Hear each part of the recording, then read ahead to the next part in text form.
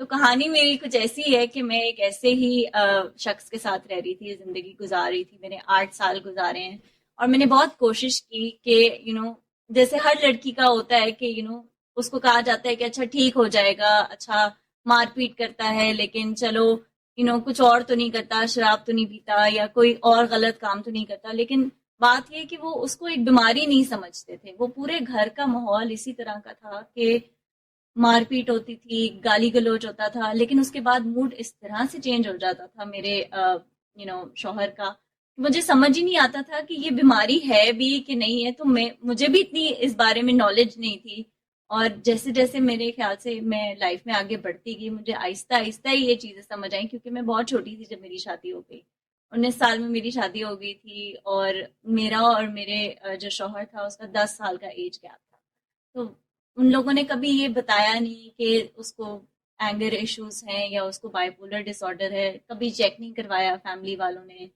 تو مجھے بھی یہ چیزیں پتہ نہیں تھی. بعد میں جب میں تھوڑی ساتھ ساتھ بڑی ہوتی گئی وہاں پہ، تو پھر مجھے یہ چیزیں سمجھ آنے لگیں کہ یہ نارمل چیزیں نہیں ہیں. اس طرح سے اینگر فٹس پڑنا یا اس طرح سے پاگل ہو جانا یا منہ سے جھاگ آنے لگ جانا، ان سب چیزوں یہ سب نارمل چیزیں نہیں ہیں.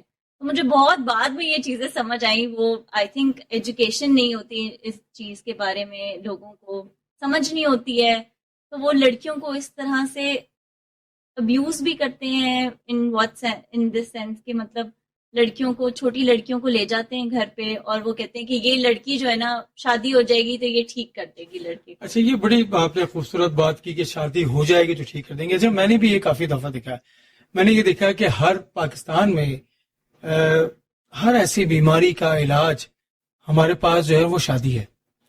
اچھا، خالی یہ بائی پولر اور سائیکوسس یا سائیکیٹری کی بیماری نہیں ہے. جو بچہ نشہ بھی کر رہا ہے نا، اس کی بھی شادی کر دیں تو جناب والے مسئلے کا حل ہے. ایک اور بھی مسئلہ ہے کہ جیسے لڑکیوں میں بھی کوئی ایسی بیماریاں موجود ہیں کہ جن کو ٹریٹمنٹ کی ضرورت ہے یا ان کی بیہیویئر تھراپی کی ضرورت ہے، ان کے لیے بھی سب سے بڑا حل ہمارے پاس، سب کے پاس یہی ہوتا ہے کہ یار اس کی شادی کر دو، ذمہ داری پڑے گی تو ٹھیک ہو جائے گی. اچھا، یہ کتنی بدقسمتی ہے کہ ایک ایسی لڑکی یا ایسا لڑکا جو زندگی میں اس کی کچھ خواہشات ہوتی ہیں اور اس کو کسی کی ٹریٹمنٹ کے لیے اس سے شادی کر دی جاتی ہے. مطلب آپ اس بات کو دیکھیں جو آپ نے جو ہے وہ آپ نے یہ سارا بھگتا اور دیکھا بھی. میں آپ سے یہ پوچھنا چاہتا ہوں کہ مجھے یہ بتائیں، کیا وہ اس گھر میں سارے گھر کا ماحول ہی ایسا تھا کہ وہاں پہ اور بھی لوگ ایسے تھے کہ جن کو اسی طرح کی کوئی ڈیزیزز تھیں؟ کیونکہ میں نے عموماً دیکھا ہے کہ جہاں پہ کسی سائیکیٹری کا مرض ہوتا ہے، آپ اس گھر میں انٹر ہو تو آپ کو پتہ چل جاتا ہے کہ گھر کے ماحول سے کہ وہاں پہ کوئی نہ کوئی نفسیاتی امراض میں مبتلا شخص رہتا ہے.